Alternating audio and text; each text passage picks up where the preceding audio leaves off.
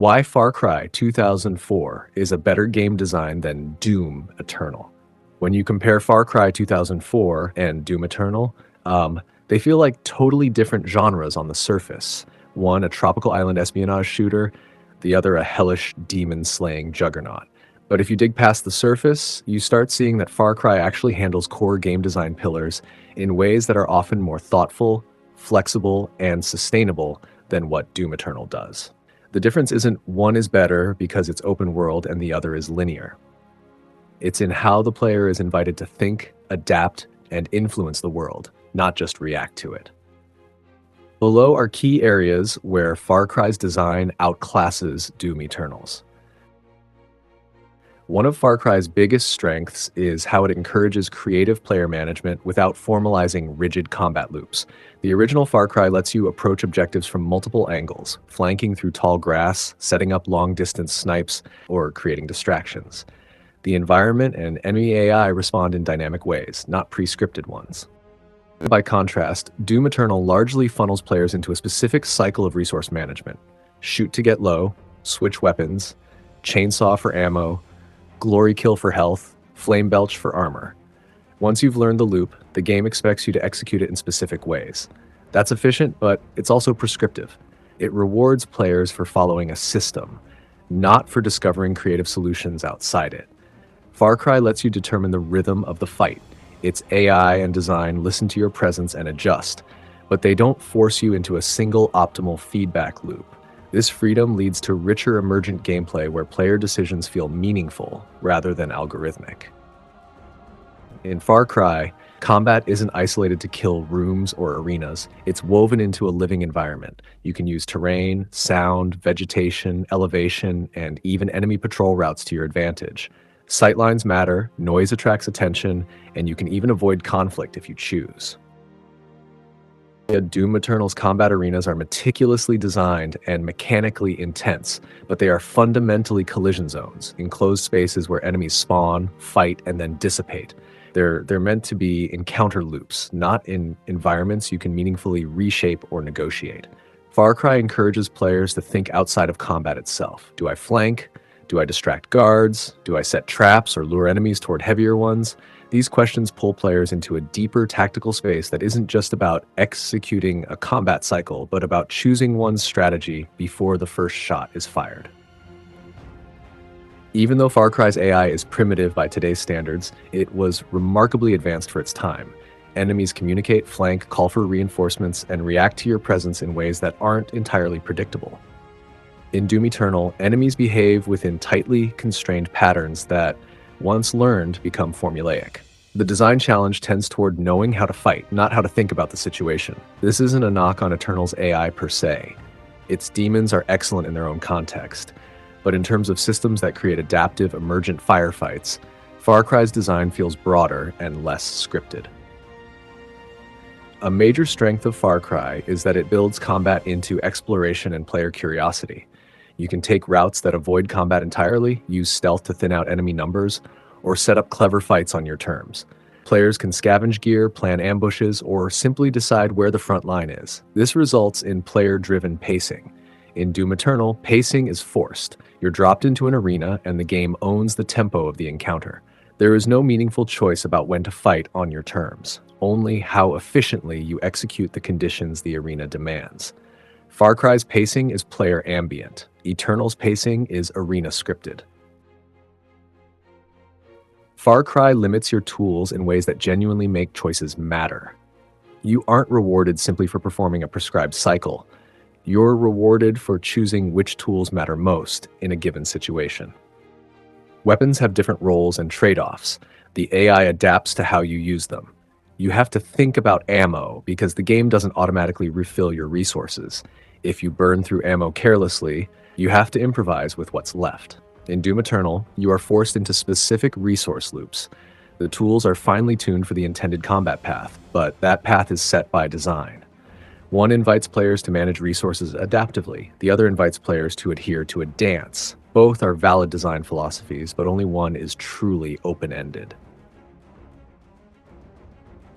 Far Cry's narrative, though simple by modern standards, anchors players in a tangible world with a human villain and grounded stakes. Players feel like characters with goals inside a world that reacts and changes. NPCs have motivations and conflicts beyond the next firefight. Doom Eternal's lore is high fantasy. It's interesting in its own way, but it often feels decorative rather than narrative-driven gameplay. The story rarely impacts how you play because the game always funnels you back into the next combat arena.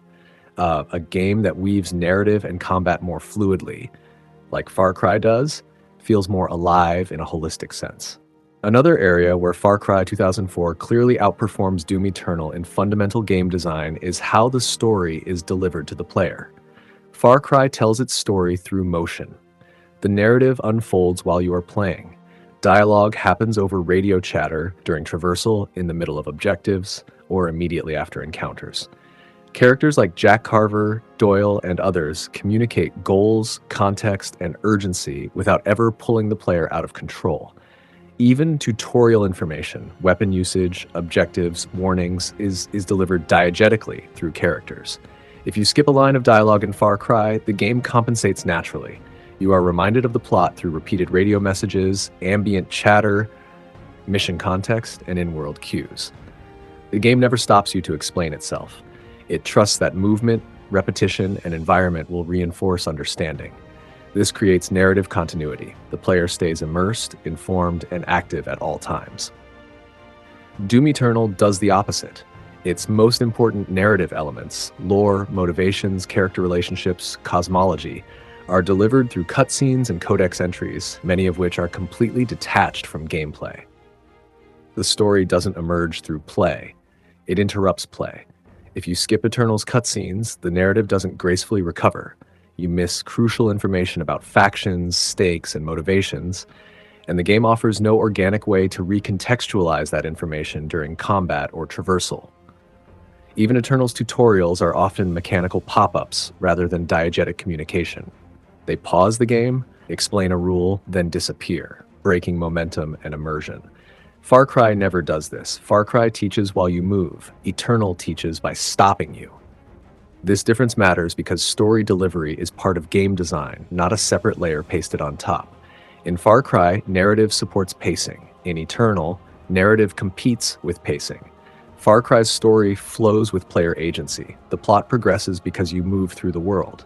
Eternal's story exists alongside gameplay, often disconnected from it. That's why Far Cry feels coherent even when its story is simple, and why Eternal can feel messy despite its expansive lore. One game integrates narrative into motion. The other pauses motion to explain narrative. From a pure design standpoint, Far Cry's approach is cleaner, more immersive, and more respectful of the player's time and agency. Modern design often celebrates emergence, moments players remember because they weren't scripted. Far Cry's open encounters create those moments all the time. Ambushing a camp, accidentally triggering a flare, leading enemies into each other, or sneaking through tall grass and being discovered. These feel unpredictable, personal, and player-driven. Doom Eternal's loop is brilliant, polished, and exhilarating, but it's designed for repetition. Each arena has a right way to handle it, and once you learn that rhythm, the surprise factor shrinks. There's a lot of mechanical depth, but less emergent breadth. Make no mistake, Doom Eternal is a masterpiece of combat design and mechanical density. Its fights are iconic, its tempo is unmatched, and its systems are tightly interwoven and rewarding on their own terms. But Far Cry 2004 is superior in its design foundation because it treats the environment as part of the challenge. It empowers true emergent combat. It gives players multiple valid approaches. It blends narrative and gameplay. It doesn't funnel players into a prescribed rhythm. Where Doom Eternal is execution and performance, Far Cry is choice and consequence. One is built around managing a system perfectly. The other asks you to define your own system within a dynamic world. For players who value true tactical engagement, emergent problem solving, and genuine freedom within design systems, Far Cry still outclasses Doom Eternal in some fundamental ways, even nearly 2 decades later. And just to be clear, this isn't about tearing down Doom Eternal or pretending it failed as a game. It didn't. It succeeds exactly at what it set out to do. But good execution doesn't automatically mean better design fundamentals. When you step back and look at how both games manage the player, the contrast becomes obvious. Far Cry 2004 guides behavior through environment, consequence, and emergent situations. Doom Eternal guides behavior through systems, meters, and enforced loops. Both approaches work, but one preserves immersion and player authorship far more naturally. Far Cry doesn't stop you to explain itself, it lets the world teach you. And that's why, even decades later, its design still feels quietly sophisticated. Not because it gives you total freedom, but because it manages you without making you feel managed. If you're into this kind of breakdown, looking past hype and mechanics lists and into why games feel the way they do, you'll find more of it on Myth Night Expanded. Until next time, take it easy, stay sharp, and I'll catch you in the next one. Cheers, Legends.